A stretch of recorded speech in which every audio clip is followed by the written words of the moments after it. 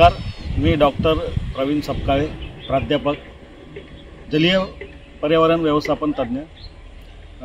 मी तारापुराला सागरी जीवशास्त्रीय संशोधन केंद्राच्या या मत्स्य उपकेंद्र पनवेल साईनगर येथे तलावावरती आपल्याला पाण्याचा गुणधर्म आणि त्याचा दर्जा कसा तपासायचा या संदर्भात आपल्याला मार्गदर्शन करणार आहे। मत्स्य संवर्धनामध्ये पाण्याचा गुणवत्ता आणि दर्जा या संदर्भात आपण काय निगा ठेवायला पाहिजे आणि ती का आवश्यकता आहे, तर त्याकरिता आपल्याकडे वेगवेगळे टेस्टिंग किट असतात। त्यामध्ये प्राथमिक टेस्टिंग किट ही जी आहे ती आपण फील्डवरती फार्मवरती घेऊन जाऊ शकतो आणि त्याच्यामध्ये आपल्याला वेगवेगळे घटक इथे आपण तपासू शकतो। हे आपण फील्डवर फार्मवर बसून जे काही अन्य घटक आहे म्हणजे pH आहे, टेम्परेचर आहे, DO आहे, अल्कलिनिटी आहे, हार्डनेस आहे, हे वेगवेगळे आपण ते घटक या ठिकाणी बघू शकतो।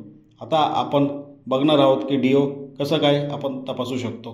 तर ह्या मॅन्युअलप्रमाणे आपण pH, hardness, alkalinity, CO2, hydrogen sulphide वेगवेगळे घटक जे आहेत या मॅन्युअलमध्ये प्रोटोकॉलप्रमाणे इथे दिलेले आहेत आणि त्याचा जो कलर आहे, कलर कॉम्बिनेशन आहे, त्याप्रमाणे आपण इथे त्याचं चाचणी करू शकतो। आता आपण डिझॉल्व ऑक्सिजन बघत आहोत, जो महत्त्वाचा घटक आहे पूर्ण मत्स्य संवर्धनामध्ये।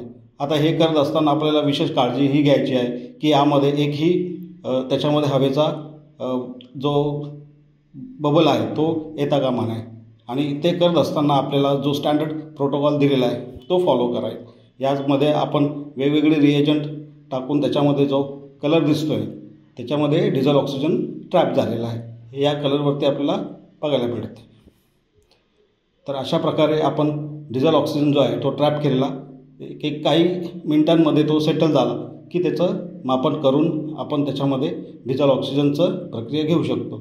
आता आधुनिक इक्विपमेंट जर आपण बघितलं तर त्यामध्ये ह्या मॉडेलचं आपण इथे उपक्रम वापरतो आहे। हे डायरेक्ट आपण फार्मवरती फील्डवरती वापरून त्याच्यामध्ये वेगवेगळे मल्टी पॅरामीटर्स आहेत ते आपण बघू शकतो। गोड्या पाण्यातील मत्स्य व्यवसायासाठी पाण्यातील जे फेवरेबल रेंज आहेत विविध घटकांचे ते आपण ह्या स्लाइडमध्ये बघू शकतो।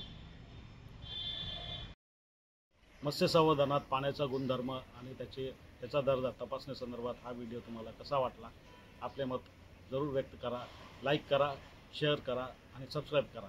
धन्यवाद।